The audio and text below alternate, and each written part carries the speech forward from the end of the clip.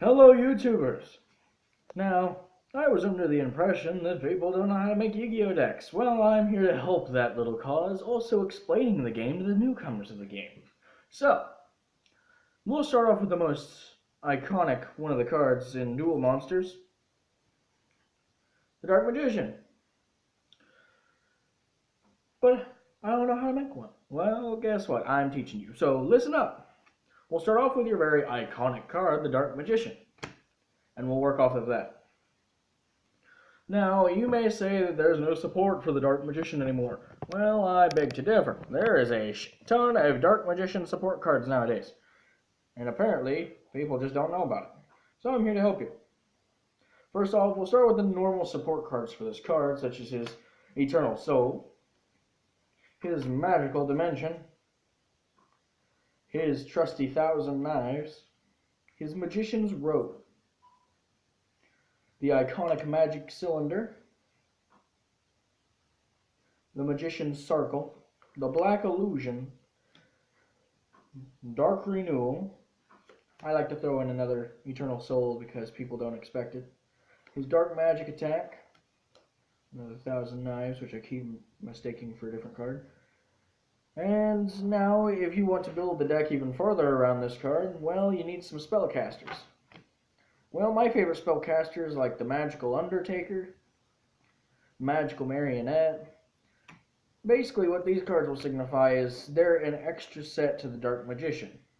Basically saying, okay, I have my Dark Magician on the field, now I have another monster with a different effect. I'm going to go ahead and throw in 2 more Dark Magicians because that's what this deck is centered around. Now, I will put Gugaga Girl, Gugaga Magician, and Gugaga Child into the deck.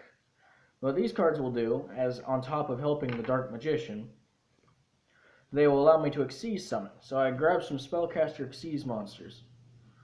I grab number 11 Big Eye, number 78 the Number Archive, my Ebonheim Magician, and the Ebon Illusion Magician. While the Gugagas and the Dark Magicians are doing their thing, you can have time to build up your field, or if you want, basically just spam the living crap out of Dark Magician while you're playing. Now I'm going to add in a few more support cards. I'll put in the Forbidden Lance. It'll make sure that my monster's unaffected by other spell and trap cards, but he'll lose 800 attack. This card is only good if A, your opponent is spamming with equip cards, or B, you really need to attack this turn. Sorry about that, hold on. You okay, Bubba boy? He's okay. Now, I will add to the deck the Mirror Force card. Always good to have a Mirror Force. Localized Tornado, just in case you run out of cards to use. Magical Stone Excavation, when you can discard 2 cards from your hand, add 1 spell card from your graveyard to your hand. Scapegoat, everyone loves a good token, right? Yeah, I'm always right. Anyway, I'm going to add in the Holding Arms and Holding Legs. These cards are a bit older, but they always work in the way I think they will. Basically, Holding Legs, when summoned, returns all spell and trap cards on the field back to the hands. And Holding Arms, when this card is summoned, it forces a monster not to be able to attack. And while that monster is face up on the field, Holding Arms cannot be destroyed. Which is why that makes that card very easy to use. I'm going to add another Magical Stone Excavation. I'm going to put in my Reverse Glasses, which will half the attack and defense of all face-up monsters currently on the field until the end phase. I'm adding in another Scapegoat, because why not? Gotta love those token support cards. Card Trader, just in case I don't like a card. Now, this is an odd card to add to it, but I always thought, the cards are always easy to add when you read their cards. So, I added the Paleozoic Hallucigena. Longest name, better card. Target 1 face-up monster on the field, its attack and defense become half its current attack and defense until the end phase of the turn. Once per chain, when a trap card is activated while this card is in your graveyard, I special summon it as a token. This card will not be treated as a trap card then. If it's summoned that way, it's unaffected by monster effects, but it's banished when this card leaves the field. Now, all you people are probably thinking, well, what if I want to play against my friends and I don't really care about tournament legal cards? Well, I'm here to tell you, well, you're in luck. My deck includes some of those, such as the Pot of Greed, my Solemn Judgments. And those are about all I run that's banned, but other than that, I have my Corrupted Keys. When I activate this card, I target one face-up Xyz monster I control, you know, that little pile I just showed you. I summon 3 tokens in attack position, and they're equal to that XYZ monster's current attack. They cannot attack my opponent directly or be tributed, except for a tribute summon.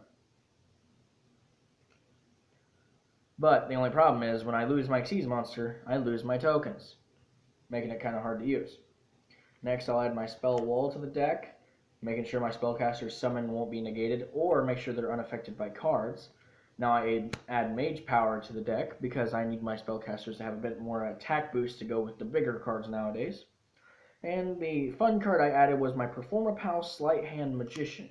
This card can be special summoned by attributing one Performapal monster, but we won't get into that because I don't use them. His other effect, though, interests me. By discarding one card from my hand, I target one face-up card on the field and destroy it. Now you're probably thinking, but this has nothing to do with making a deck. Well, you're part right, part wrong. I show you how to build a deck on a budget, but I didn't show you how to build in general. So, I'm going to go ahead and redo from the beginning. We'll start with our iconic card again, the Dark Magician. Now, you're probably thinking, well, what if I don't want to run the deck you run? That's fine with me. All you got to do is find spell and trap cards that suit the card. I choose my Eternal Soul, of course, which is always best with the Dark Magician. Now, you may have another point of view, and you may want to include the Spellbinding Circle or Call of the Haunted to keep the Dark Magician on the field. I use Eternal Soul because he's unaffected by card effects. Now, you want to build around your monster. You want to say Dark Magician is going to be the main ace monster, just like Yu-Gi-Oh! Alright, that's fine with me. You give him Mage Power, Spell Wall, or you can give him the Black Pendant or another equip card to boost his attack to make sure he's nice and powerful. That way he can compete with the nowadays bigger cards. The only problem in building a deck is when you include these old cards, you have to think there's cards that literally just pop everything off the field. So that's where you're going to have to include defense cards, such as, well, an older card like Fake Trap or Threatening Roar. And your opponent cannot declare an attack. That way you don't lose any life points when they do pop. So basically what you're preparing is you're preparing for every possible situation your deck will go through. It's easier if you test play the deck, but if you don't have anyone to test play, this is always a good situation.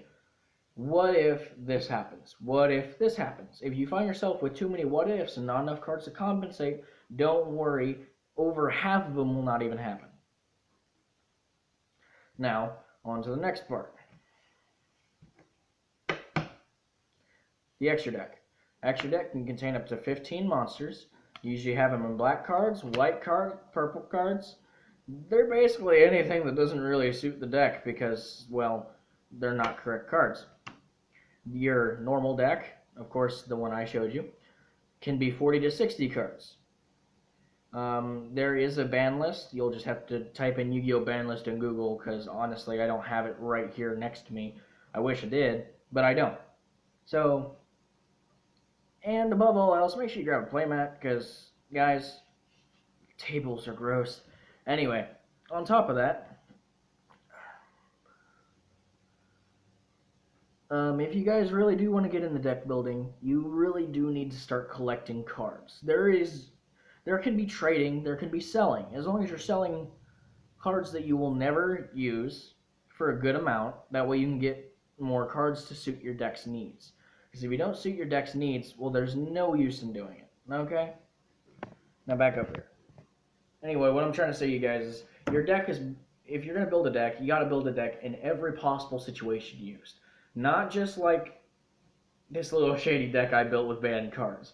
That's not going to fly in tournaments. If you guys want to play in tournaments, you got to find good cards that are not on the ban list, and you got to make sure you're in the possible rule set, and the cards work in the deck.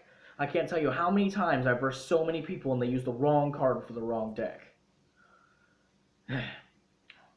That's all I'm going to share for this episode. If you want to hear more about the Yu-Gi-Oh! Dueling, rules, or deck building, I will continue making these videos. If not, I'll just cut the crap there and I'll delete this video.